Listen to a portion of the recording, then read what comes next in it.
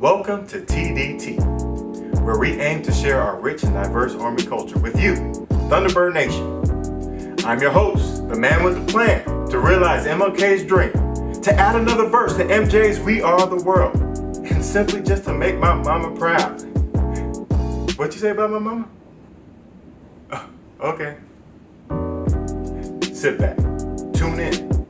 You never know where TDT can take you. It's Army Heritage Month, and we're taking our Thunderbird Nation soldiers out of the uniform and getting into who they really are. Oh yeah, let's see what we can find out about the world's most elite signal soldiers, huh? Let's get to it. Hello, Thunderbird Nation. Today we got a special guest, Staff Sergeant Cameron Gary. Sergeant Gary, how you doing today? Another day. It's not so rainy outside, so it's pretty good. I'd like to thank you for coming here today to talk with us, because I really want to talk about you. Well, is that okay? Yeah, that's fine. I appreciate the opportunity to come over and talk to you, sir. So we out of uniform, right? So we just want to hear about your story before you came into the Army. What was it like? So before coming into the Army, I moved around a lot. I was a military kid, so my dad was in the Air Force. I moved around all over the Southeast. Luckily got to stay at least somewhat in the same climate zone, even though it's pretty crazy in the Southeast. So all the way going from Florida to Georgia, and we actually were in Georgia for 13 years, got to finish high school all in one place with my dad still being in the military. So it was pretty awesome to be able to do that and experience graduating from this one high school the entire time, getting to make those friendships. But moving around a lot before that, growing up, it had its challenges at times. Then once I graduated, I ended up moving to Alabama to be with my mom and my little brothers and get to be around my little brothers for a good couple years before I ended up joining the military. Nice, nice. You said you really identify with Georgia. Oh, of course, 100%. All day, every day. Go Dogs. Go Dogs. Go Dogs. Valdosta.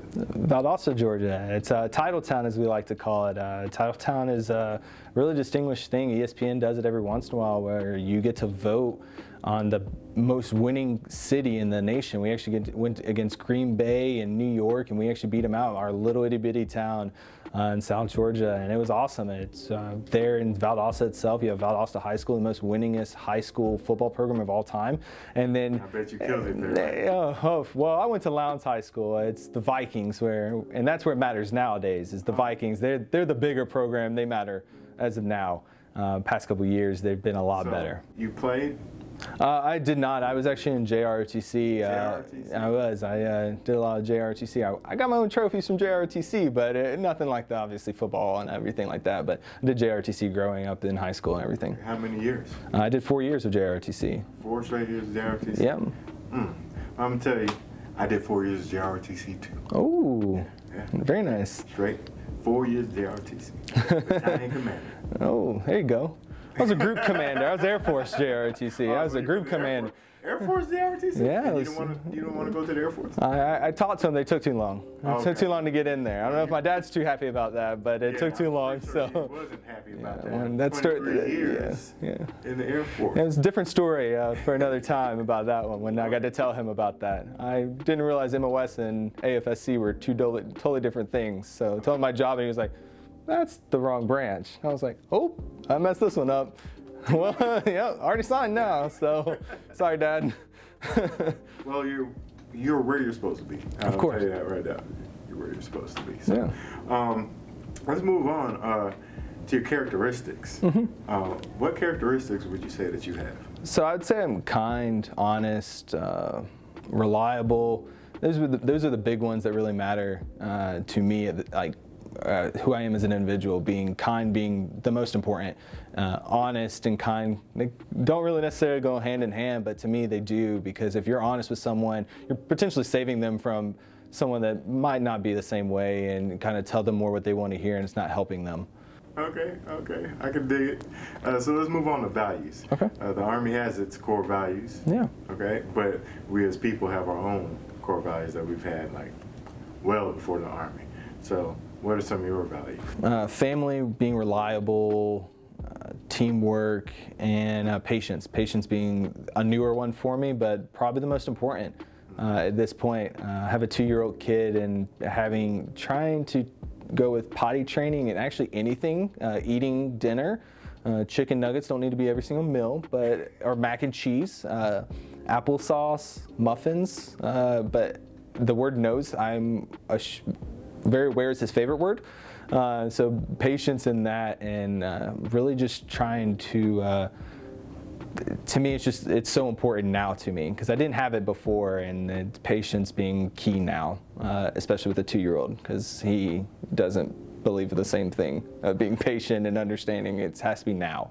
Everything's now, iPad now, food now. So it's awesome. Yes, yeah. Children will definitely bring out the patience in you. They do.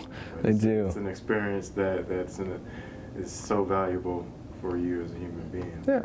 Good. So let's move on. Do you have any type of special talents or hobbies, things you like to do out of work? Yeah, so hobbies, we talked about it a little bit earlier. I do enjoy sports, analytics, watching or listening to talk shows, so that'd be a hobby. I do enjoy console gaming and computer gaming, but I guess the key one for me takes a lot of my time is mobile phone gaming, which is not something most people would think. You think mobile phone gaming, that's crazy.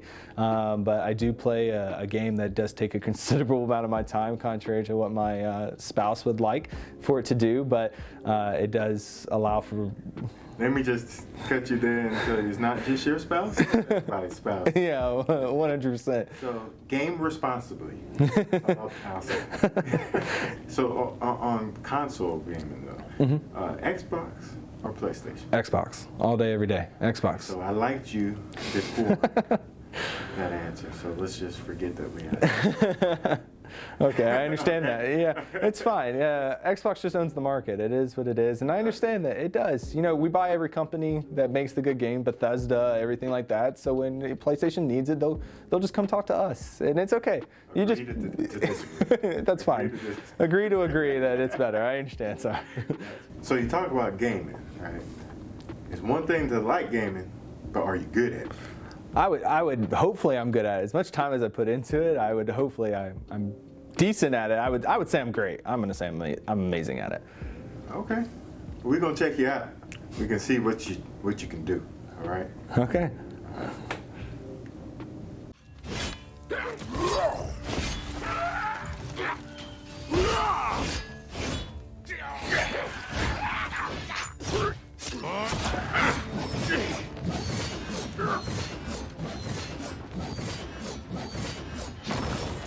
Easy does it.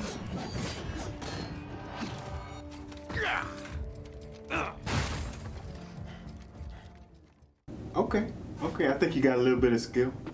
I don't think you could take me. You got a little bit of skill.